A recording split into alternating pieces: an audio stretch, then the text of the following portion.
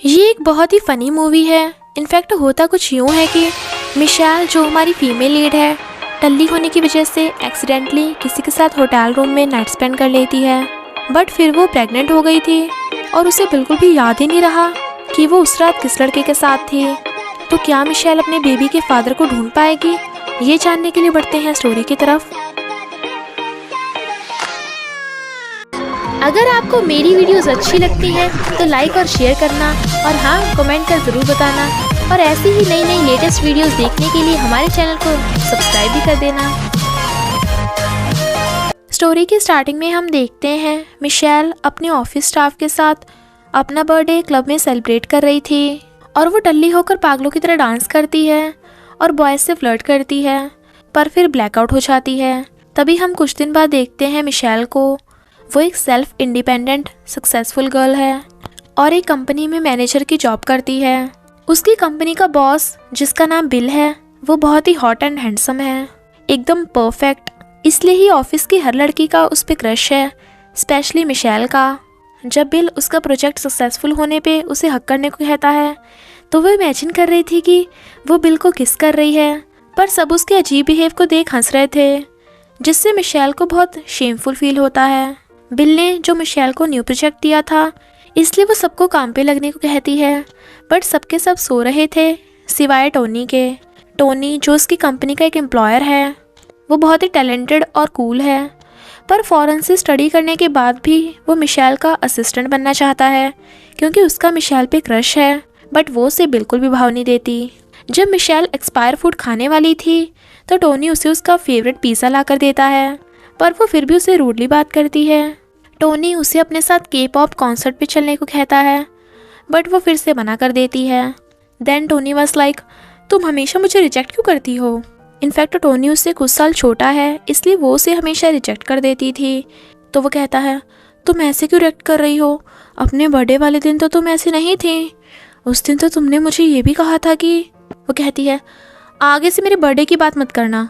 पूरी कंपनी को पता है कि मैं उस दिन टल्ली होकर ब्लैकआउट हो गई थी, तो जो भी मैंने बोला था या करा था वो सब टल्ली होने की वजह से था।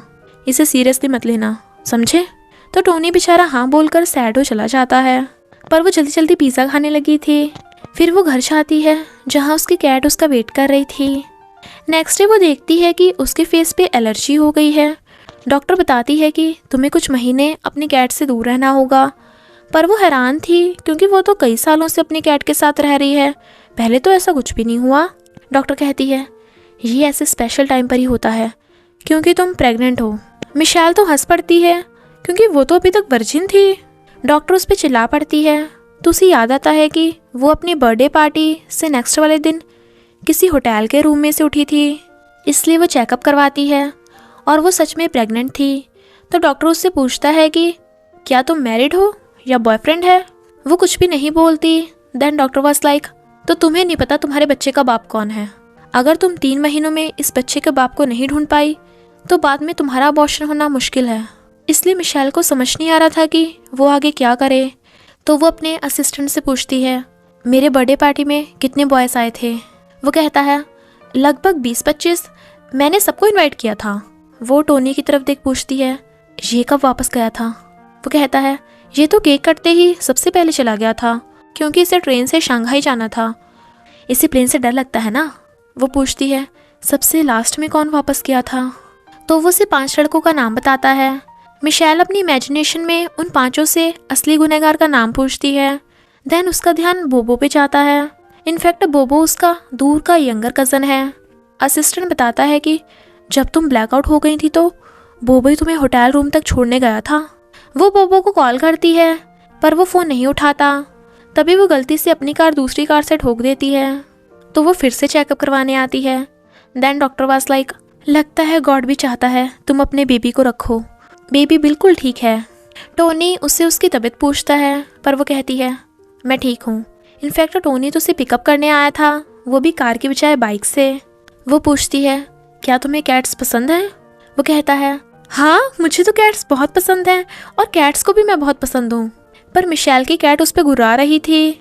वो उसे अपनी कैट की डाइट के बारे में बता रही थी, पर टोनी तो उसके घर पे रखी चीज़ों को देखने लगा था जो क्राफ्ट्स से रिलेटेड थी। फिर जब वो कैट को पकड़ने लगा था, पर कैट तो उससे फाइट करने लगती है। देन मिशेल वाज लाइक, ये कर भी पाएगा या नहीं।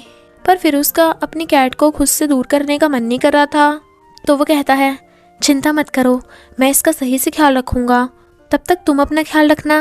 वो कहती है, सिर्फ 3 महीनों की बात है। वो कहता है, कोई नहीं, मैं तो लाइफ टाइम भी कर सकता हूँ। बट उसे मुंह बनाता देख कहता है, वाओ, तुम्हारे क्राफ्ट्स कितने अमेजिंग हैं, तुम्हें तो शॉप खोलनी चाहिए जिसका नाम होगा मिशेल्स क्राफ्ट्स, और मैं तुम्हारा हेल्पर बन जाऊँगा।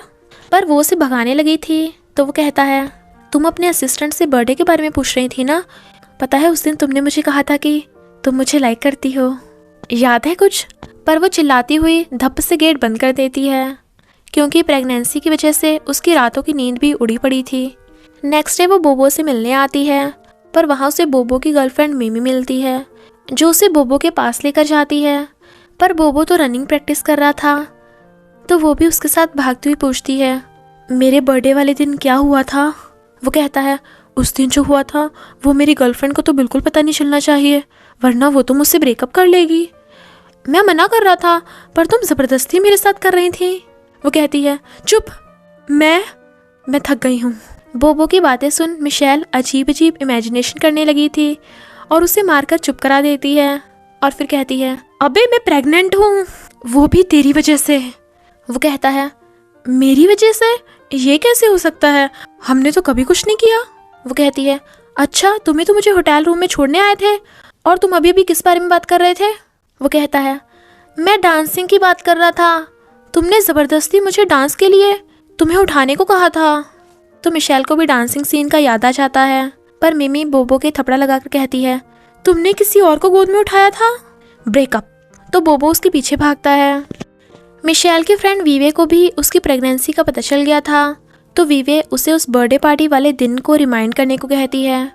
मिशेल को याद आता है कि वहाँ तो उसका बॉस बिल भी था, पर तभी बीच में कोई और टपक पड़ता है जिसका नाम टाइगर है। टाइगर को मिशेल से फर्स्ट साइड लव हो गया था, बट मिशेल ने उसे डायरेक्टली रिजेक्ट कर दिया था।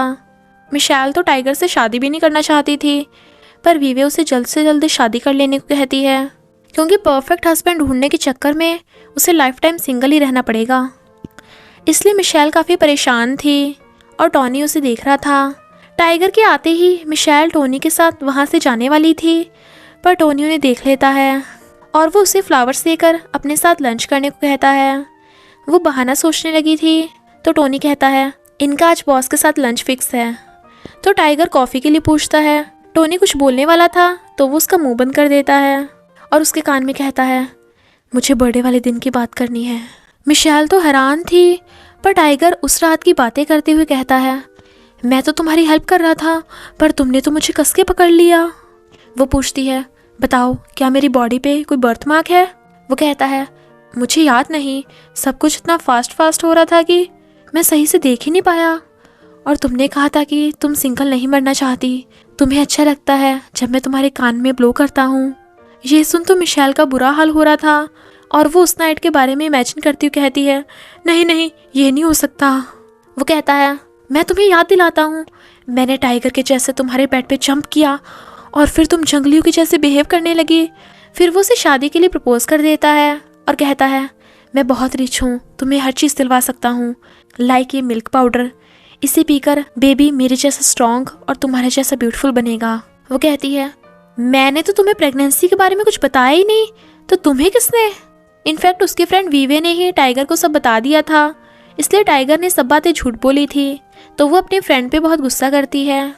रात में टोनी उसे मिल्क प्रोजेक्ट के लिए वीडियो कॉल करता है, पर वो पूछती है, हर कोई ये क्यों चाहता है कि प्रेग्नेंट वोमेन हमेशा स्माइल करती रहे। वो कहता है, क्योंकि वो बहुत हैप्पीएस्ट होती हैं। वो कहती है, अच्छा, क्या पता किसी ने उनका रेप करके उन्हें प्रेग्नेंट किया हो, या फिर उन्हें यही ना पता हो कि उनके बच्चे का बाप कौन है, या फिर वो एक्सीडेंटली प्रेग्नेंट हो गई हों।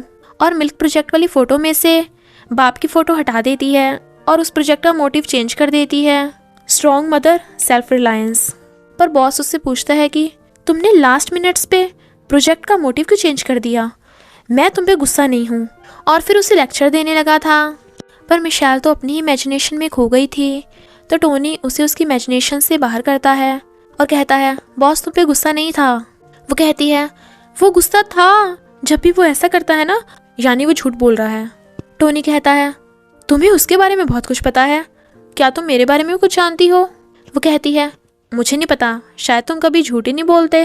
टोनी उसे मिल्क प्रोजेक्ट का नया आइडिया देता है, मिल्क को वर्ल्ड लाइफ के साथ कनेक्ट करने का। तो वो वर्ल्ड लाइफ एक्सपर्ट से मिलने के लिए कार की स्पीड बढ़ा देती है। टोनी उसे कहता है कि कार मैं चला लूँगा, मुझे वहाँ का रास्ता अच्छे से मालूम है। पर मिशेल नहीं मानती, क्योंकि उसे तो टोनी से ज़्यादा टेक्नोलॉजी पे भरोसा है। पर इतना दूर आने की वजह से उनकी कार का पेट्रोल ख़त्म हो जाता है, जिससे वो दोनों रास्ते में ही फंस गए थे। वो पूछती है, बताओ हम कहाँ हैं? वो कहता है, पर तुम्हें तो मुझसे ज़्यादा टेक्नोलॉजी पे भरोसा है ना। तो मिशेल उससे गुस्सा हो खुद ही पैदल जाने लगी थी, पर फिर उड़क कर नीचे गिर जाती है। टोनी उसे देख अपनी पैंट निकालने लगा था। वो कहती है, ये क्या कर रहे हो, ज़्यादा एक्साइटेड मत हो। वो कहता है, अगर मुझे कुछ करना भी होगा तो पहले तो मुझे तुम्हें वहाँ से बाहर निकालना होगा ना। और फिर अपनी पैंट लटका कर उसे पकड़ने को कहता है।